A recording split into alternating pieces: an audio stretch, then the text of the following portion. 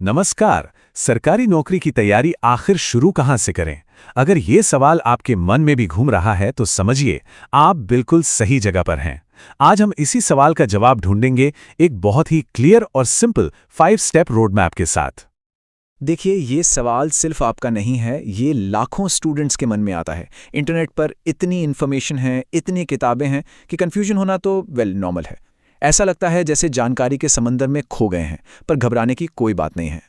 हम इसी उलझन को, इसी कंफ्यूजन को सुलझाने वाले हैं, बिल्कुल स्टेप बाय स्टेप। तो चलिए साथ मिलकर इस सफर की शुरुआत करते हैं।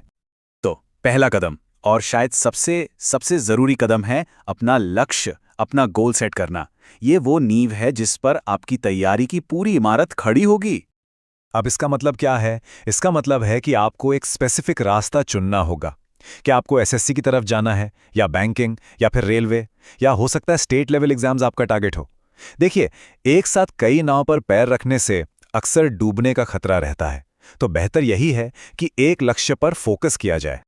सीधी सी बात है, जब डेस्टिनेशन क्लियर हो तो रास्ता अपने आप साफ दिखने लगता है ना?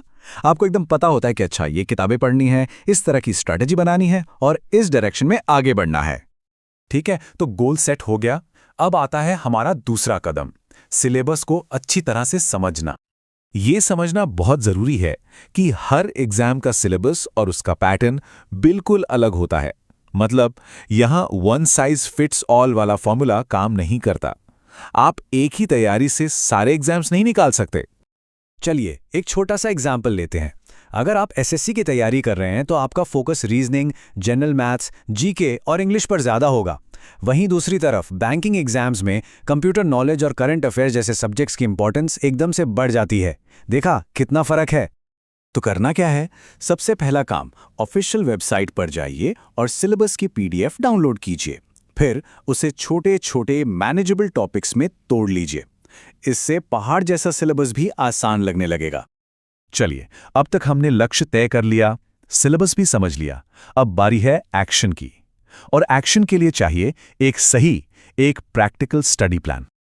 एक अच्छा रियलिस्टिक टाइम टेबल कैसा होता है? उसमें हर सब्जेक्ट को रोज थोड़ा थोड़ा टाइम दिया जाता है। ऐसा नहीं कि एक दिन सिर्फ मैथ्स पढ़ा और दूसरे दिन सिर्फ इंग्लिश। और हाँ, हफ्ते में एक दिन सिर्फ और सिर्फ रिवीजन के लिए जरूर रखना है। क्योंकि सक्सेस का जो सबसे बड़ा सीक्रेट है वो है कंसिस्टेंसी, मतलब निरंतरता। एक दिन 10 घंटे पढ़कर अगले 3 दिन किताब ना छूने से कहीं बेहतर है कि रोज बस 3 घंटे पढ़ा जाए। अच्छा, प्लान बन गया, पढ़ना भी शुरू कर दिया, पर क्या सिर्फ पढ़ना काफी है? बिल्कुल नहीं। जो पढ़ा है उसे याद रखना और प्रैक्टिस करना भी उतना ही जरूरी है। और याद रखने का सबसे अच्छा तरीका क्या है? अपने हाथ से नोट्स बनाना। जब हम कोई चीज लिखते हैं तो वो दिमाग में ज्यादा अच्छी तरह से बैठ जाती है। और लास्ट मोमेंट में रिवीजन के लिए तो ये हैंड रिटन नोट्स किसी वरदान से कम नहीं है। और प्रैक्टिस के लिए अपने आर्सेनल में 3 हथियार जरूर रखें: mock tests, previous year questions यानी पीवाईक्यूज और ऑनलाइन क्विजेस। इनसे आपकी स्पीड बढ़ेगी, एक्यूरेसी सुधरेगी और सबसे जरूरी, आपको अपनी गलतियां और कमजोरियां पता चलेंगी। और हाँ, गलतियां करने से कभी डरना नहीं है। अरे, हर गलती तो एक टीचर है। वो हमें सिखाती है, हमें बताती है कि देखो, इस टॉपिक पर थोड़ी और मेहनत करने की जरूरत है। अब आते हैं 5वें और शायद सबसे चैलेंजिंग स्टेप पर, मोटिवेशन बनाए रखना। क्योंकि ये सफर लंबा है और इस लंबे सफर में खुद को इंस्पायर्ड रखना, मोटिवेटेड रखना बहुत जरूरी है। मैं सच कह रहा हूं, ऐसे दिन आएंगे जब लगेगा कि सब कुछ बहुत मुश्किल है।